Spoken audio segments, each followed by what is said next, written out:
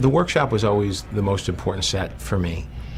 It was the space that was going to tell you before he got captured and builds the Mark I suit that he's a guy who likes fabricating, he likes working with his hands. We have him working on a 32 Ford that we show in a picture that he's working with his dad on.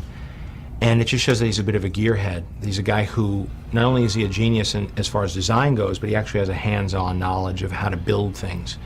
And he's an inventor, but the type of inventor who doesn't just work with a pencil. That was important to make that leap so that it didn't just jump into fantasy land when he was in a cave and builds this suit. That he makes a breakthrough that was inevitable because he has a mind that is capable of these kind of realizations. So we put together a shop that would be any car builder's dream. We have everything from old English wheels that look like they were passed down from generation to generation. Maybe they were his dad's that were passed down. And then you also have like CNC machines that are sort of state-of-the-art, you know, or plasma cutters. And everything we figured was tied in and automated to the brain of the house. So I wanted to create a real mix of high-tech and low-tech. Why are you hustling me out here? Where are you going? You have plans? Yes, as a matter of fact, I do.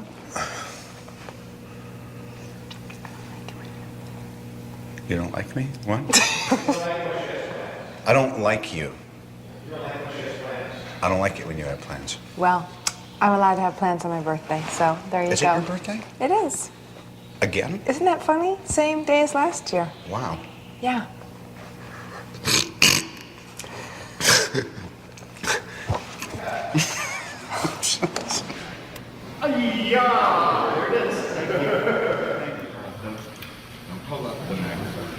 You're probably feeling coolness. Unless it, I was definitely not a comic book reader, but my brother was, so Here we go, pictures up. I grew up with Marvel Comics around the house, and my brother had Spider-Man underoos and Spider-Man sheets and Spider-Man everything from a very young age, and he was definitely into comic books, so I was exposed to it, although, you know, I'm a girl, let's face it, so. You feel it? You feel the wine? Oh, Okay. pus! Okay, don't worry about it. It's not pus, it's an organic plasmic discharge from the device. It's not from my body. Oh, it smells. It's basically making a very tall upside-down U. I'm a huge military channel and Sergeant Rock. I mean, so superheroes are great. Superheroes who manufacture weapons and then build one that they wear and use, to me, is just a complete nerdgasm. Now we're ready. I think the band's ready to go on. So without further ado, I present Robert Downey Jr. and the Boot Brigade. In an origin story of a superhero, you have certain responsibilities, one of which is, you know, showing how the hero came to be. And it takes a lot out of a movie to have that kind of burden. But what it gives you is the opportunity to allow the audience to sort of become the hero with the hero. And I have the most fun as a viewer when I see the learning curve of a hero. There's a tendency to want to just go right for the fighting and right for the action. But I know my favorite part for a Spider-Man film was watching him come to terms with his powers, learn how to swing from his webs. And I referred back to a lot as we met and went to pre-production meetings talking about what the set pieces would be. I thought you said you were done making weapons. It is. This is a flight stabilizer. 3, 2, 1, go!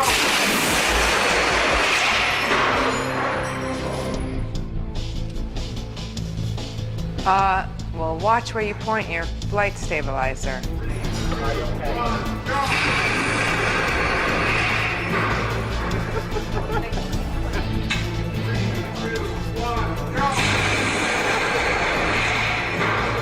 It's really dangerous. I like the guy that he's probably just as likely to kill himself trying to save people as he is to do the right thing. 2, 1. As far as Robert Downey doing stunts, he wants to keep doing more and more, and I got to keep reining him back because he's very game to just keep right on going.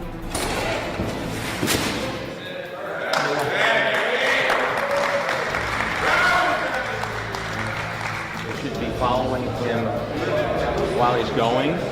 So when he hits the wall and falls down, there could be like a beat of no movement, and it's just punctuated by the blast. Because it's a timing thing, so.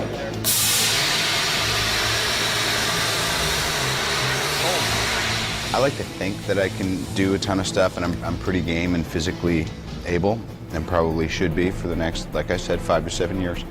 So, but then I'll talk to Tommy, and he'll be like, yeah, we're not gonna have you do that. I could do that. He goes, no, I couldn't. Well, maybe you could, but I wouldn't let you.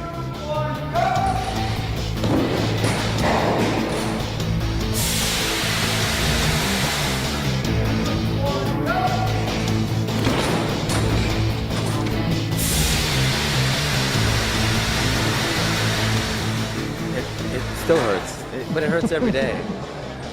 Getting up looking like this. It hurts in here, emotionally. But I'm doing better. I'm doing better. Can I go now?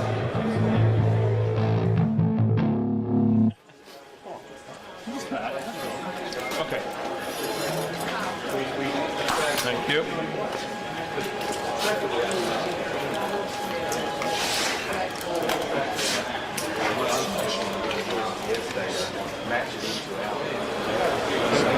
We're about to do Tony Stark experimenting with the combination of boots and gauntlets. This is his first successful flight in his workshop.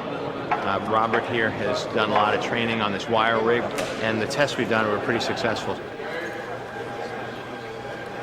Ready and action. You're off right here. Frame up on me. Good. Day 11, test 37, configuration 2.0. For lack of a better option, dummy is still on fire. Safety, if you douse me prematurely, I swear to God, I will donate you. You'll be at a city college. All right, we're gonna start off really nice and easy. Don't talk when I'm talking. 1% capacity in 3, 2, 1.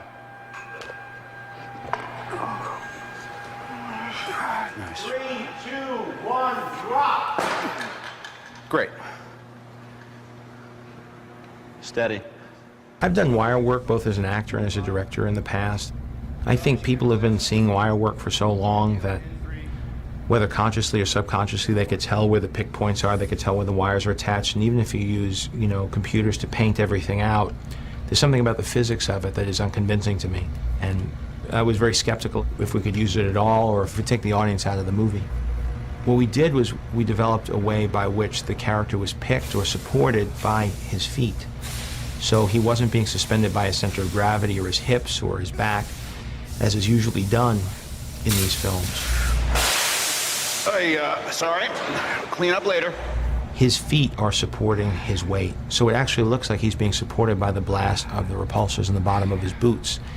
And you can see the dynamics as he's flying through the air feels much truer to what the real physics of flying, being powered by your feet, would be. Learning one's powers is always the most fun. Okay. What would happen to you or to me or to anybody putting this thing on and trying to operate it? It's like surfing. I feel pretty clumsy in the beginning. And here he's wearing an engine, pretty elaborate thing. Yeah, I can fly.